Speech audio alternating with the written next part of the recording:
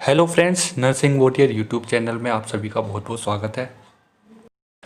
आज हम पढ़ेंगे बीपी के बारे में। फंडामेंटल का टॉपिक चल रहा था हमारा वाइटल साइन में हमने टेम्परेचर, पल्स, रेस्पिरेशन ये सब हमने अच्छे से एक्सप्लेन किया हुआ है। हमारी जो पिछली 3 वीडियो है वो हमने वाइटल साइन के ऊपर बनाई है, जिसमें कि टेम्परेचर को अच्छे से एक्सप्लेन किया हुआ है, सेकेंड वीडियो में पल्स को, थर्ड वीडियो में रेस्पिरेशन को, और ये हमारी फोर्थ वीडियो है, इसमें हमने बीपी को अच्छे से एक्सप्लेन करेंगे। तो चलिए हम अपना टॉपिक स्टार्ट करते हैं।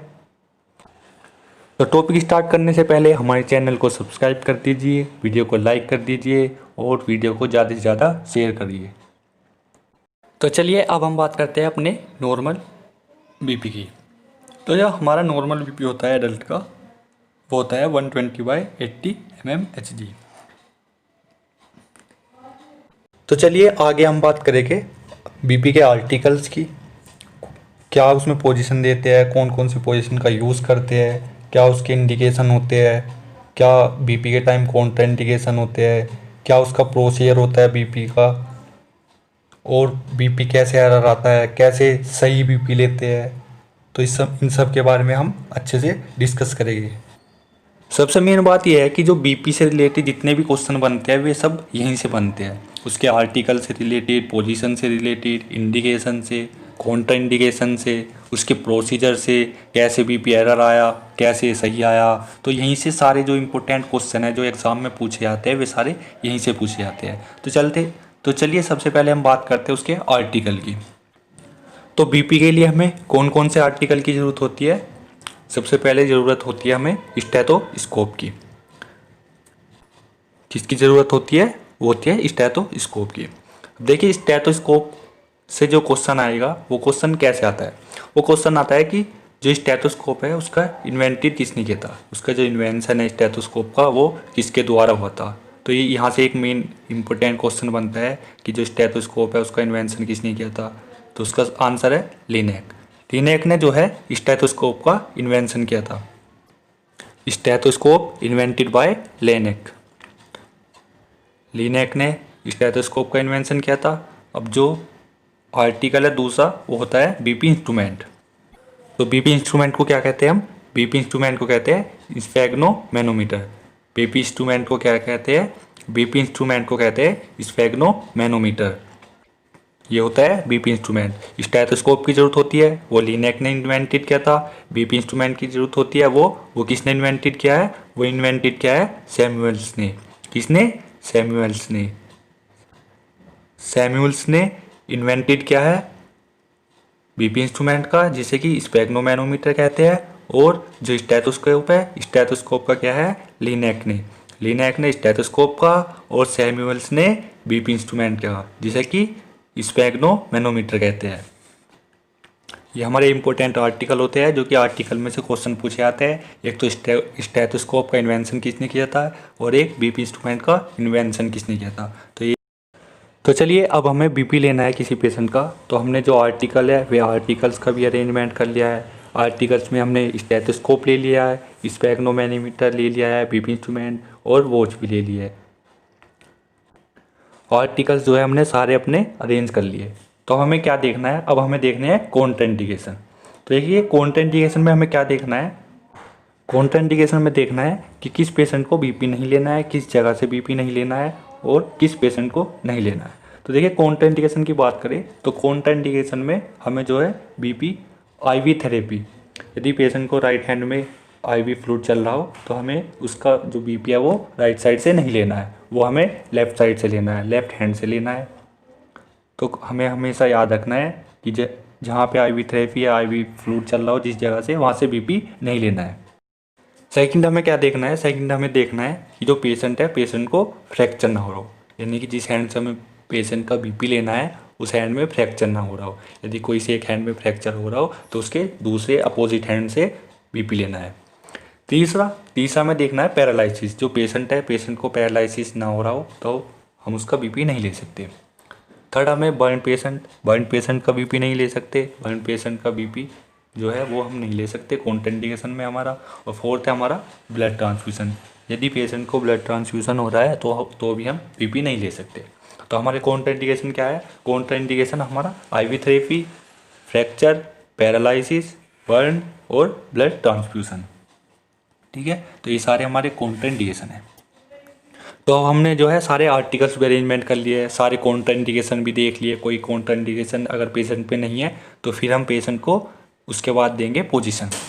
तो देखिए बीपी के टाइम, जो बीपी लेते टाइम जो भी हम पोजीशन का यूज़ करते हैं वो हम कौन सी पोजीशन का यूज़ करते हैं। तो बीपी चेक करते टाइम हम यूज़ करते हैं सुपाइन पोजीशन का, सुपाइन या सिटिंग पोजीशन का। ये दोनों पोजीशन मोस्टली यूज़ होती है, सुपाइन पोजीशन और सिटिंग पोजीशन। यहाँ पे जो है हमें पोजीशन के टाइम एक बात का मोस्ट इम्पोर्टेंट याद रखना है, सबसे ज़्यादा हमें ध्यान देना है कि चाहे सुपाइन पोजीशन हो या सिटिंग पोजीशन हो, चाहे सुपाइन पोजीशन हो चाहे सिटिंग पोजीशन हो, जो पेशेंट का हैंड लेवल है वो इक्वल टू दी हार्ट होना चाहिए। चाहे हम पेशेंट को सुपाइन पोजीशन में बीपी चेक कर रहे हो चाहे सिटिंग पोजीशन में चेक कर रहे हो, जो पेशेंट का हैंड लेवल है वो हमेशा उसके इक्वल टू द हार्ट होना चाहिए। नहीं तो उसका हैंड बिलो होना चाहिए, नहीं उसका हैंड अबव होना चाहिए, हमेशा उसके इक्वल टू द हार्ट होना चाहिए। देखिए उसका क्या रीज़न है।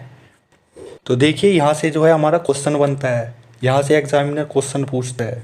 क्वेश्चन क्या पूछता है? क्वेश्चन पूछता है कि एक पेशेंट है, हम उसका बीपी ले रहे हैं और जो उसका हैंड है वो अबव द हार्ट है। अगर एक पेशेंट है उसका हम बीपी चेक कर रहे हैं और उसका अगर जो हैंड है वो अबव द हार्ट हो जाए तो उसका बीपी कैसा आएगा?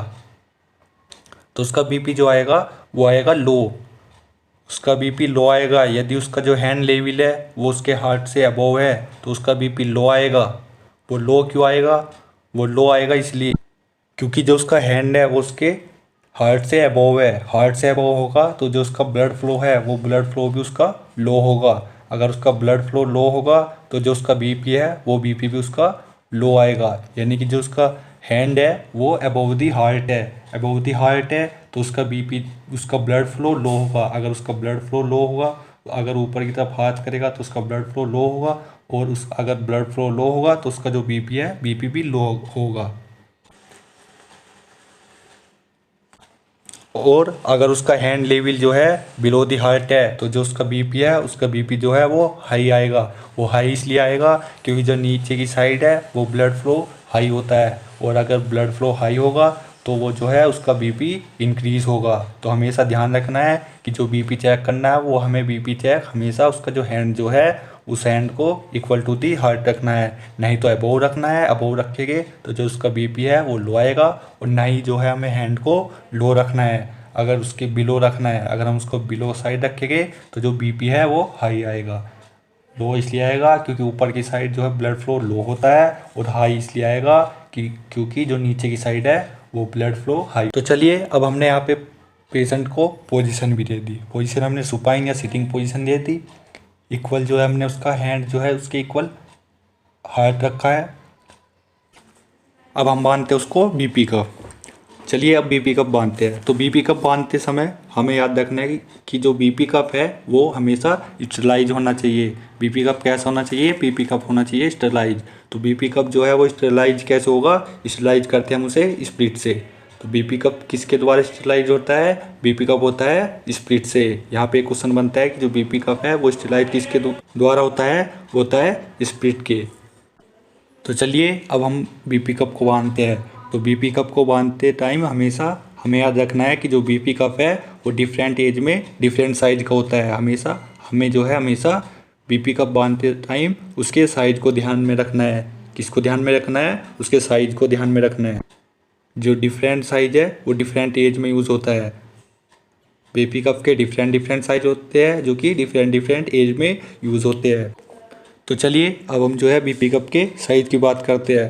तो जो इन्फेंट है, इन्फेंट में कौन सा साइज का बीपी कप यूज़ होता है? अगर हम उसके वाइड की बात करें तो उसके वाइड में यूज़ होता है 3 सेंटीमीटर का। उसकी लेंथ कितनी होती है? लेंथ होती है उसकी 6 सेंटीमीटर की। जो इन्फेंट में बीपी कप का साइज है वो यूज़ होता है, जो वाइड है उसकी 3 सेंटीमीटर, और जो लेंथ होता है वो होता है 6 सेंटीमीटर। अगर हम चाइल्ड की बात करें तो चाइल्ड में जो उसकी वाइड है वो होती है 5 सेंटीमीटर, और लेंथ होती है 15 सेंटीमीटर। यानी कि इन्फेंट में 3 सेंटीमीटर की वाइड और चाइल्ड में 5 सेंटीमीटर की, और लेंथ जो है इन्फेंट में 6 सेंटीमीटर की और चाइल्ड में 15 सेंटीमीटर की।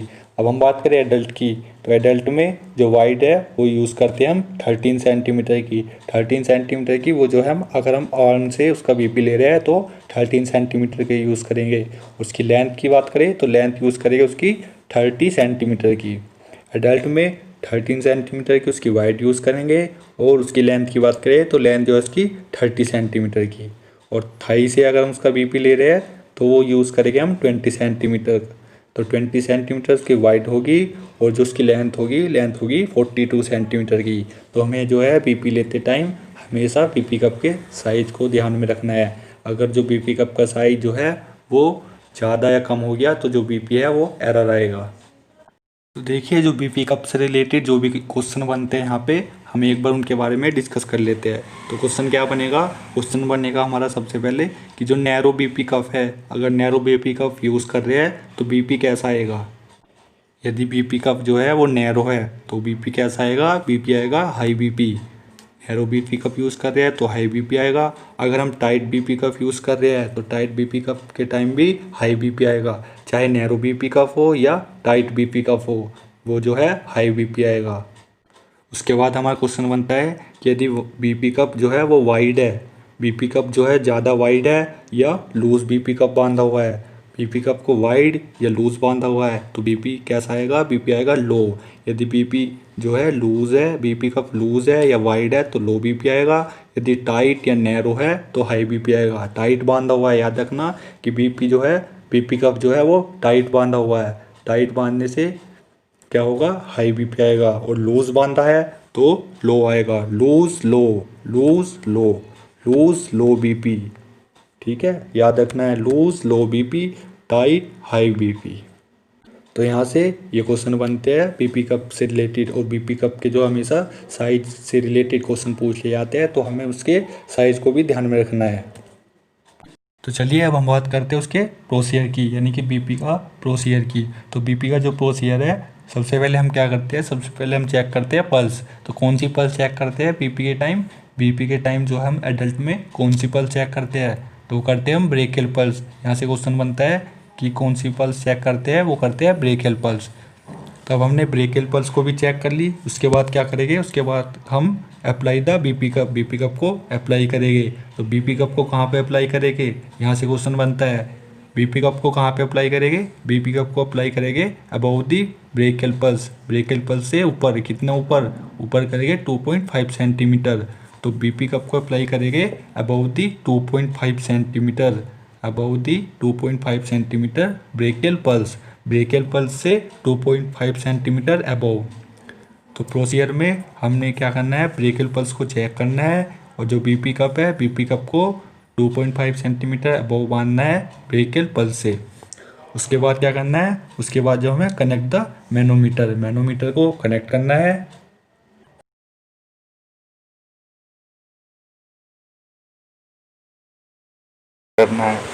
कनेक्ट करने के बाद हमें इस बात का ध्यान रखना है कि जो मैनोमीटर का लेवल है वो हेल्थ वर्कर के आई लेवल के इक्वल हो। किस बात का ध्यान रखना है, इस बात का ध्यान रखना है कि जो मैनोमीटर है, जो उसका लेवल है वो हेल्थ वर्कर की आई लेवल के इक्वल हो। कनेक्ट करना है मैनोमीटर को और जो मैनोमीटर का लेवल है वो हेल्थ वर्कर के आई लेवल के इक्वल हो। उसके बाद जो हमारी मर्करी का लेवल है वो 0 होना चाहिए। मर्करी का लेवल 0 होने के बाद उसके बाद क्या करना है, जो बीपी कप की एयर है उसे इन्फ्लेट करना है, यानी कि उस बीपी कप की एयर को बाहर निकालना है। बीपी कप की एयर निकालने के बाद हमें क्या करना है, पेशेंट का बीपी लेना है। ये था हमारा बीपी का प्रोसीजर। सबसे पहले हमने क्या किया, पेशेंट की ब्रेकियल पल्स को चेक किया। उसके बाद जो हमने बीपी कप को अप्लाई किया, बीपी कप अप्लाई कहाँ पे किया, 2.5 सेंटीमीटर अबव दी ब्रेकियल पल्स। उसके बाद हमने कनेक्ट किया मैनोमीटर को। वो मैनोमीटर को जो कनेक्ट करते हैं वो हेल्थ वर्कर के आई लेवल के इक्वल करते हैं। ठीक है, उसके बाद हमने क्या किया, जो मर्करी लेवल है उसे सेट किया 0 लेवल पर। 0 लेवल पर सेट करने के बाद जो बीपी कप की जो एयर है सारी वो हमने बाहर रिमूव कर दी, जितनी भी एयर थी वो हमने बाहर निकाल दी। उसके बाद हमने जो है पेशेंट का बीपी लिया और फिर बीपी को हमने चार्टिंग कर दिया।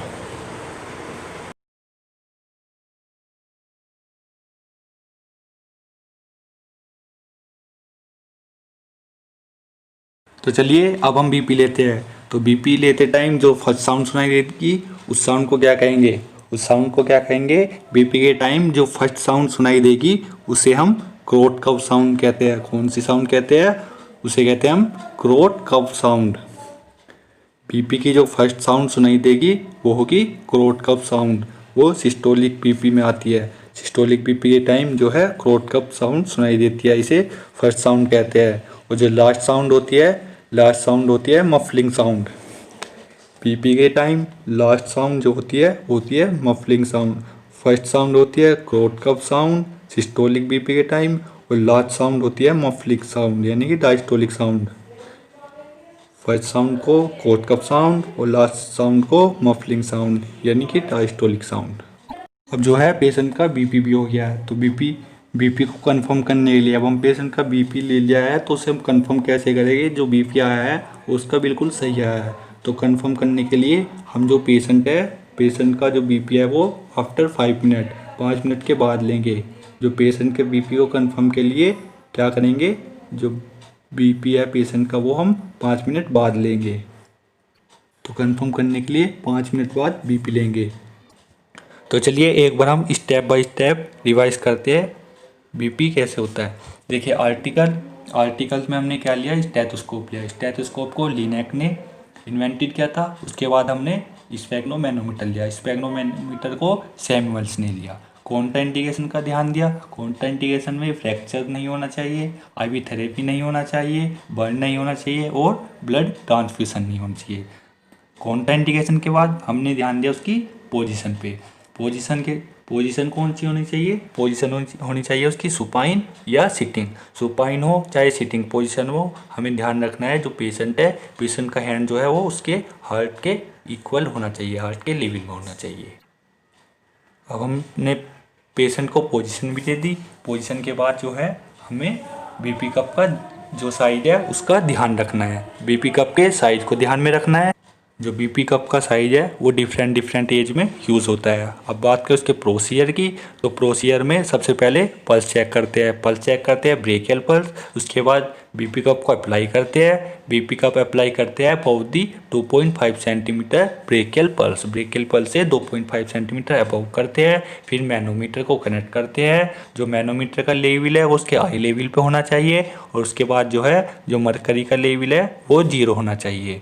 मैनोमीटर कनेक्ट कर दिया, हेल्थ वर्कर के आई लेवल के इक्वल होना चाहिए। फिर जो है मरकरी जो है वो 0 पर सेट होनी चाहिए, और जो भी एयर है वो हमें बाहर निकालनी है, यानी कि जो भी एयर है वो बीपी कप की बाहर निकालनी है। उसके बाद जो हमें बीपी लेना है। बीपी की जो फर्स्ट साउंड सुनाई देगी वो कोट कप साउंड होगी, सिस्टोलिक साउंड। फर्स्ट साउंड को कोट कप साउंड कहते हैं यानी कि सिस्टोलिक साउंड, और लास्ट साउंड को मफलिंग साउंड कहते हैं, मफलिंग साउंड यानी कि डायस्टोलिक साउंड। तो ये था हमारा पूरा टोटल बीपी। तो हमारा यहाँ पे पूरा बीपी जो है वो समाप्त होता है।